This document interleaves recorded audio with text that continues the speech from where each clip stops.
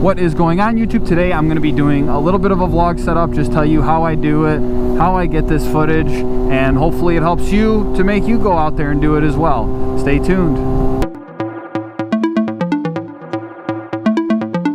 So on my helmet I have a GoPro. It is a GoPro Hero 5. It's actually my wife's GoPro. It is kind of old at this point, but you know what, it gets the job done. I haven't seen the need to get a new one. I probably will eventually, but for now it gets the job done. I do have the mic set up into my helmet. I got the mic on Amazon. I can't remember exactly which one, but it's just an auxiliary plug into the mic, and the mic setup, there's a mic adapter that goes into the GoPro, so it goes from the USB to the auxiliary so that I can get audio inside my helmet.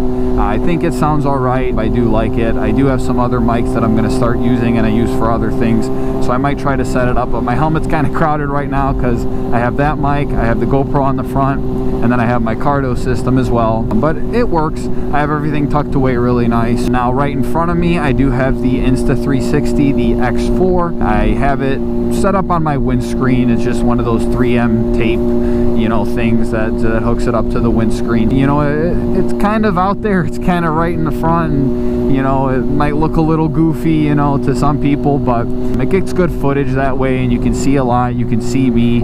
I think it's a sweet camera. The GoPro with the Insta setup, both ways. Editing is a little bit more involved because obviously you got 2 video files you got to edit, and as of right now I only have 1 audio file. It is from my GoPro, and I'm still working on getting the X4 connected to the Cardo. I know that it's set up like that, but I just kind of am already set in my ways, so we're going to get that figured out as well. But either way, that's my setup for now. I'm sure it's going to change in the future, but if you have any questions about it, let me know. If you're thinking about doing this, it's really fun. I do it for myself.